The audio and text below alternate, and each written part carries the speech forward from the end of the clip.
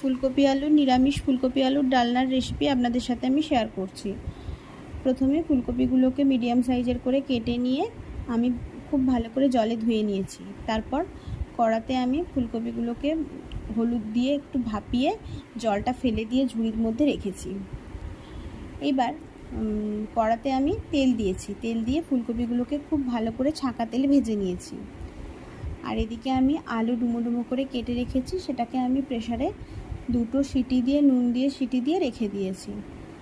এবার কড়াতে ফুলকপিগুলো ভাজা হয়ে গেছে খুব ভালো করে, ফুলকপিগুলোকে খুব ভালো করে তুলে নিয়েছি।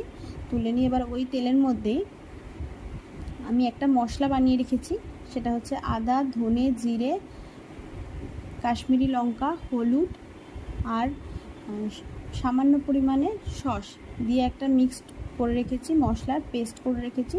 সেই পেস্টটা আমি ওই ফুলকপি ভাজার তেলের মধ্যে প্রথমে দিয়ে দেবো।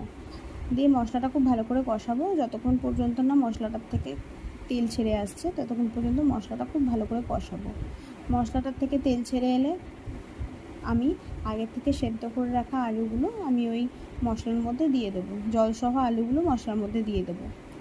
আলুগুলো দিয়ে দেওয়ার পর আমি খুব ভালো করে ওটাকে নেড়ে ছেড়ে নুন মিষ্টি দিয়ে আমি প্রথমে ফুলকপি যে ভাজাগুলো রাখা আছে সেগুলো দিয়ে দেবো, দিয়ে খুব ভালো করে নাড়িয়ে নেব।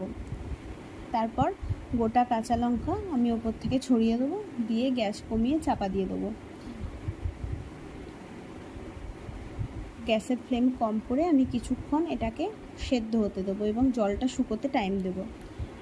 কিছুক্ষণ বাদে ঢাকনা খুলে আমি ঘি এবং গরম মশলা ছড়িয়ে এটাকে আমি রুটি হোক ভাত হোক এর সাথে পরিবেশন করব।